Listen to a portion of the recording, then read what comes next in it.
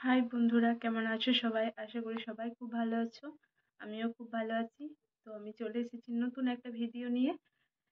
তো চলো শুরু করা যাক। দেখো, আজকে যে কানেরটা আমরা বানাবো তার জন্য আমি এরকম একটা উল নিয়ে নিয়েছি, গ্রিন কালার। কুরুশ কাটা নিয়ে নিয়েছি, হুক নিয়েছি, কয়েকটা পুঁতি নিয়েছি, একটা কাঁচি নিয়েছি, আর প্লাস নিয়েছি হুকটাকে লাগানোর জন্য।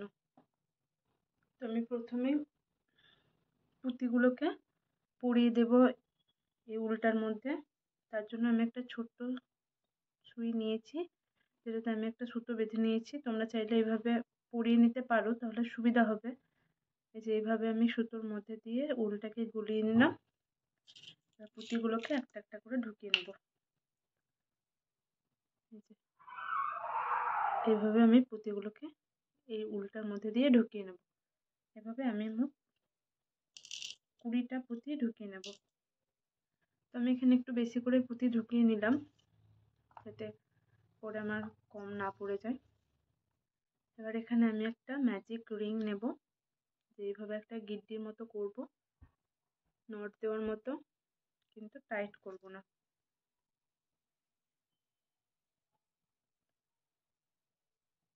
আমি এই কানেরটা একটু ছোট সাইজের করব, তোমরা চাইলে একটু বড় ছোট সবই করতে পারো। তো আমি এখানে ডাবল ক্রোশিয়া করব। তো এখানে আমি ডাবল ক্রোশিয়া করার জন্য 3টে চেন নিয়ে নেব। 1 2 3। 3টে চেন নেওয়ার পর এখানে আমি মোট 15টা ডাবল ক্রোশিয়া করে নেব। তোমরা চাইলে কম বেশি করতে পারো, মানে কানেরটা যদি ছোট বড় করতে চাও তাহলে এখানেই তোমাদেরকে ডাবল ক্রোশিয়াটা বেশি বা কম নিতে হবে। তোমরা যদি ছোট করতে চাও আমার মতো, তাহলে 15টা নিতে পারো। বা যদি বড় করতে চাও তাহলে 20টা, 22টা, 25টা, যেরকম তোমরা করতে চাইবে সেরকম নিতে পারো।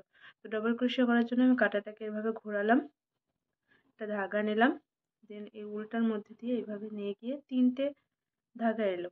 তো সেখান থেকে আমি 2টো বাদ দিলাম, 2টো থাকলো, আবার 2টো বাদ দিলাম, একটা থাকলো।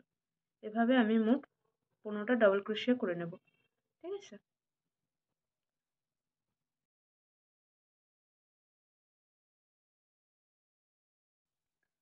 এখানে আমার 15টা নেওয়া হয়ে গিয়েছে। তো এটাকে আমি এন্ড করব।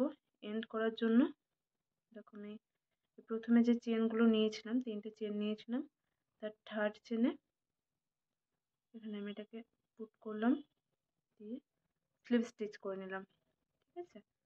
এবার এই যে দড়িটা আছে এটাকে তুমি টেনে ছোট বড় করতে পারো, যেভাবে ছোট বড় করতে পারো। এরকম একটা সাইজ রাখলাম গোলটা। এরকম পুঁতিগুলো তোমার এরকম কাছে চলে আসবে, তো এটাকে সরিয়ে সরিয়ে নেবে। আমি এবার এই প্রত্যেকটা ঘরের মধ্যে 2টো করে সিঙ্গেল ক্রোশিয়া করব। ফার্স্ট রাউন্ড আমাদের কমপ্লিট হয়ে গিয়েছে। তো সেকেন্ড রাউন্ডটা করার জন্য প্রত্যেকটা ঘরের মধ্যে 2টো করে সিঙ্গেল ক্রোশিয়া করে নেব।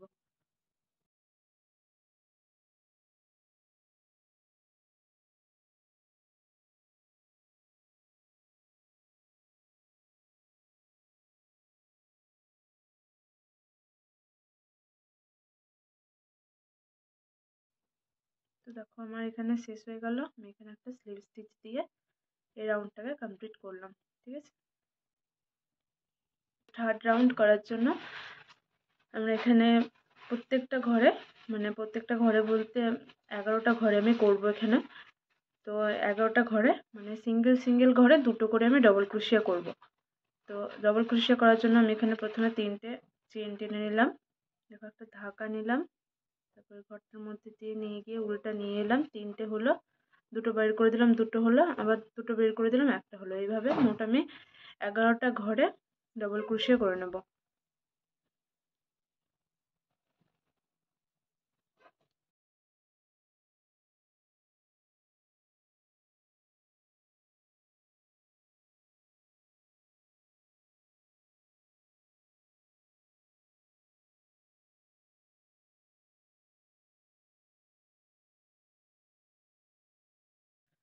তো দেখো, এখানে আমার 22টা ডবল ক্রোশিয়া নেওয়া হয়ে গিয়েছে।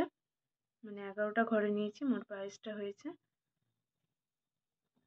তো আমি এখানে এবার পুঁথি জয়েন করব। পুঁথি জয়েন করার জন্য আমি এটাকে সরিয়ে নিলাম। তো পুঁথিগুলোকে আমি এভাবে নিয়ে আসবো।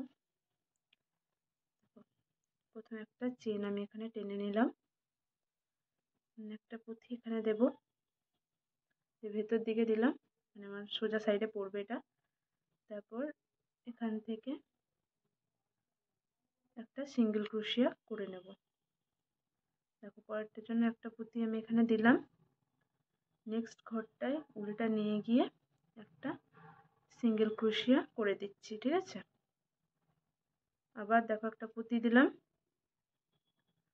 নেক্সট ঘরটায় আমি এটাকে পুট করলাম, উল্টা টানলাম, সিঙ্গেল ক্রোশিয়া করলাম। এইভাবে আমি প্রত্যেকটা, এই যে এখান থেকে এতটা পর্যন্ত পুঁতিগুলোকে বসিয়ে নেব, ঠিক আছে।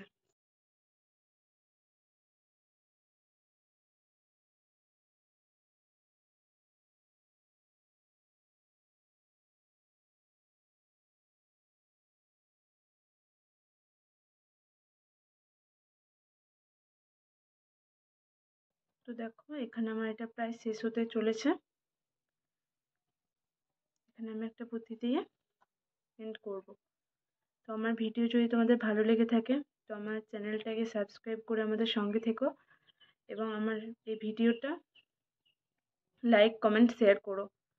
দেখো এখানে আমরা এটা শেষ করলাম, আর এখানে একটা সিঙ্গেল একটা চেন টেনে এটাকে আমরা ক্লোজ করলাম। তো এখানে একটা কাট দিয়ে নেব,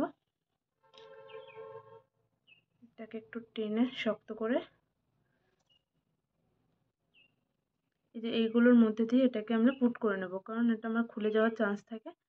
তো এখানে পুট করে একটা গিঁটি দিয়ে নেব।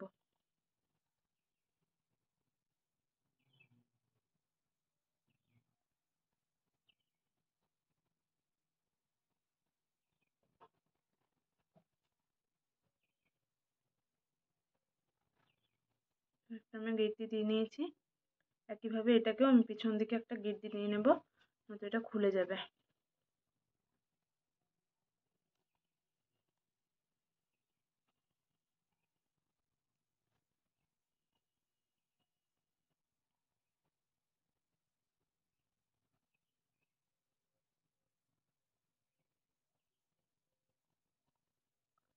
দুটো তিনটে জায়গায় আমি গিঁট দিয়ে নেব, নয়তো খুলে যাবে। তো তোমরা ওইভাবে গিঁট দিয়ে নেবে। তো আমার এখানে কানেক্টটা হয়ে গিয়েছে, দেখো এইরকম এসছে দেখতে, এরকম হয়েছে। তো এগুলোকে আমি এবার কেটে দেবো, পিছনগুলোকে, পিছনের এই সুতোগুলোকে কেটে দিলাম। এই কানেরটা দেখতে খুবই সুন্দর লাগছে, তোমরাও চেষ্টা করো, এটা খুব সুন্দর লাগবে, তোমরা শাড়ির সঙ্গে চুড়িদারের সঙ্গে এটা পরতে পারো। এবার আমি এখানে একটা হুক লাগিয়ে নেব, মিডল করে মিডল পোর্শনটা দেখে হুক লাগাবে।